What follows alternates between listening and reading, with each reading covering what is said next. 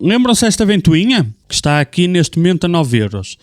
Spoiler alert, esta ventoinha, qualquer preço abaixo de 10 é dado, na minha opinião, tem apenas uma ressalva. Eu peguei na ventoinha da Unifan da Lian Li, que vem com o water cooler. Espetei no water cooler para ver que ruído é que ela fazia e a que RPM.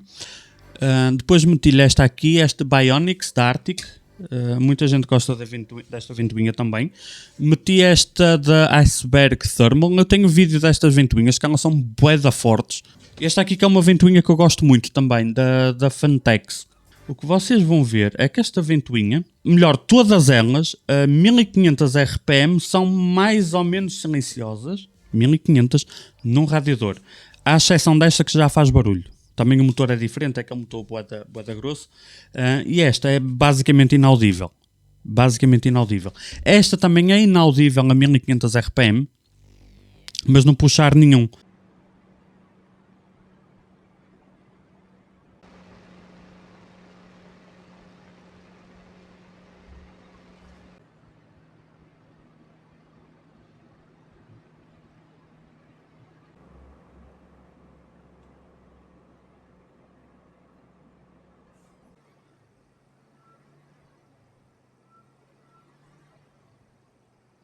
Porque eu fiz aquele truque de meter um papel vincado à frente do radiador e ver se alguma consegue levantar o papel. Tipo, esta mesmo a trabalhar ao máximo, quase não tem força para levantar o papel.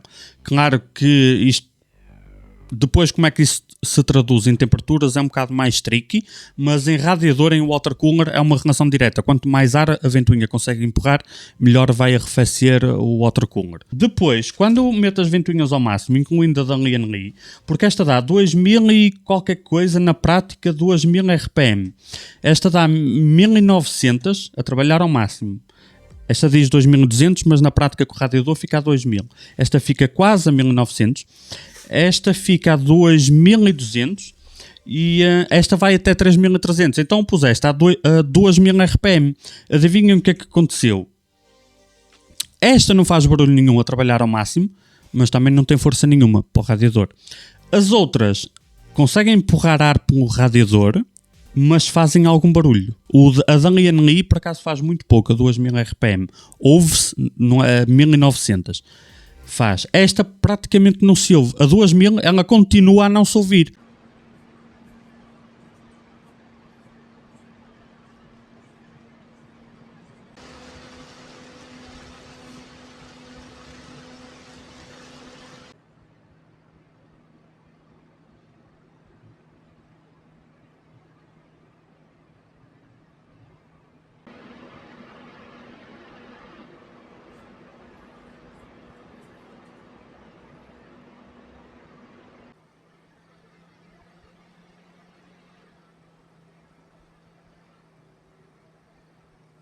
Foi por isso que eu achei estranho. Isto estava a parecer bom demais. Ela é muito silenciosa por RPM. Depois pus todas ao máximo que elas dão.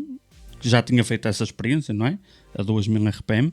Mas se compararmos esta ventoinha ao máximo com as outras ao máximo, esta é brilhante. Sim, faz um barulho mais ou menos.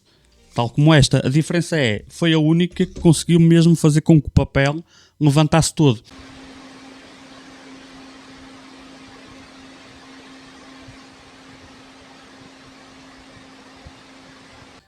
Esta consegue ser extremamente silenciosa para ir até às 2000 RPM e consegue fazer um trabalho bom. E se tu quiseres abdicar do silêncio, ela vai até 3300 e não é fake, cospe ar, ok? Abaixo de 2000 RPM é basicamente inaudível. Portanto, ela consegue ser o melhor de todos os mundos. Basicamente, ela faz o que tu quiseres. E por isso só, pelo preço, a versão Max. Estamos a falar da versão Max da ventoinha. Esta para mim é a melhor ventoinha pelo preço. Um único senão. Foi por isso que eu andei a prendê-las, a pô-las a rodar mais. Eu queria ver. Ela tem... Eu recebi 3 unidades. Estão ali atrás, não vou buscar de propósito. Eu recebi 3 unidades da Arctic. E todas elas têm um comportamento estranho. Umas mais que outras. E esta que eu tenho na mão é a pior delas todas.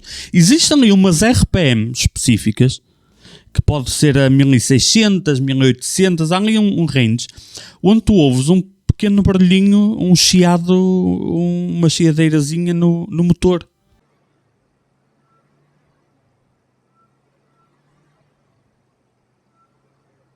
É só quando ela está a girar pouco, ou vai variar de unidade por unidade, mas tu ouves, se tu fores muito picuinhas com esse ruído, ela vai ser extremamente silenciosa, mas depois tu ouves esse coisinho. Ou seja, só falta isso para ser um produto premium, porque eu não posso dizer que isto é um produto premium se ela de vez em quando tem ali um toquezinho. Agora, é quase imperceptível, mas não deixa de existir, e as outras não têm.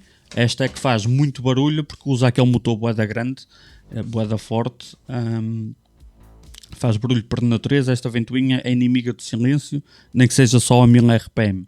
As outras são todas silenciosas, esta consegue ser mais ainda. Portanto, faltou isso para a ventoinha ser o que eu chamo perfeita pelo preço. O que eu peguei, que eu tinha prometido há muito tempo e ainda não tinha feito, é pegar neste aqui, neste Jonesbow. E ainda não fiz o teste que eu queria, mas tenho um teste preliminar para ver se ele se encaixava mais ou menos onde eu estava à espera, porque eu já o tinha usado no PC que montei há pouco tempo, com 13.600K. E ele há pouco tempo esteve a 42€. E daquilo que eu vi, uma dedução lógica é que ele era um bocadinho inferior aos air coolers top, custando muito menos. Então eu comparei-o, teste preliminar, porque há uma board que eu quero testar, e quando for testar essa board tenho que montar a bancada de propósito, e há outros air coolers que eu quero testar, portanto vou fazer um teste mais extenso quando tiver isso, para ter mais air coolers para comparar.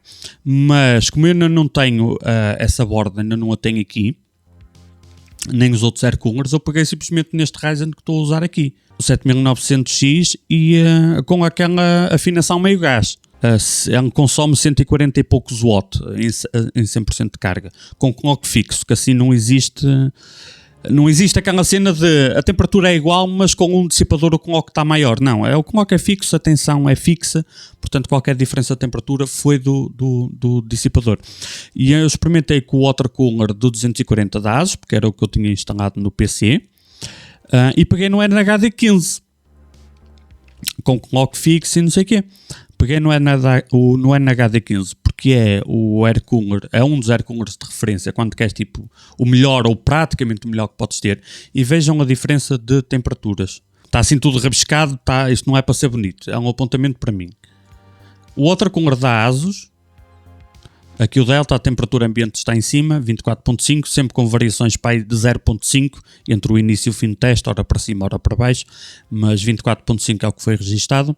Teve 71 graus e 0.6, o water cooler da ASUS. O NHD15 teve 73, porque é sempre que eu encontro. Eu já testo o NHD15 aos anos. O NHD15 depende de situação para situação, mas anda sempre muito encostado a water coolers de 240. É sempre a mesma história.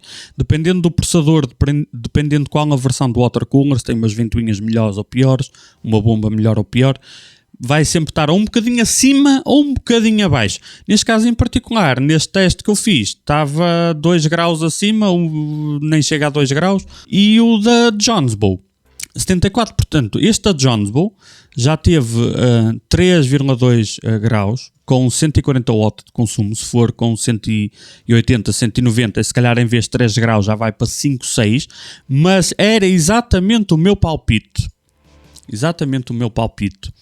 que este water cooler, da dedução lógica que eu fiz da outra vez que eu instalei, que este water cooler vai andar um bocadinho abaixo de um NHD15, que custa 100 a 120 euros no máximo, depende se é a versão normal, se é Chromax, se é o S ou não S. O que eu testei foi a versão S, que só tem uma ventoinha, ok? Este aqui também só traz uma ventoinha. Ainda que ele traga clipes adicionais, podes pôr do outro lado outra ventoinha, não vem incluída.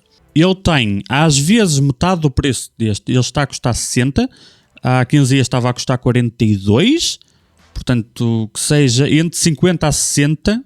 Neste momento está no preço mais alto que ele costuma estar, que é 60. Nem sempre vai baixar para 42, mas quase metade do preço deste, ou até menos de metade, dependendo da situação, e de um water cooler de 240, tal e qual. tal e qual como eu já tinha dito, mesmo não tendo feito nenhum tipo de comparação, porque no fundo eu instalo tantas merdas diferentes que a comparação eu já faço automaticamente, não é? Mas um watercooler 240 tu vais ter dos mais fraquinhos, neste momento 60 paus, que este vai perder para aquele se calhar também 2 ou 3 graus, para aqui é um watercooler, porque aqui é um watercooler vem com umas ventoinhas fortes.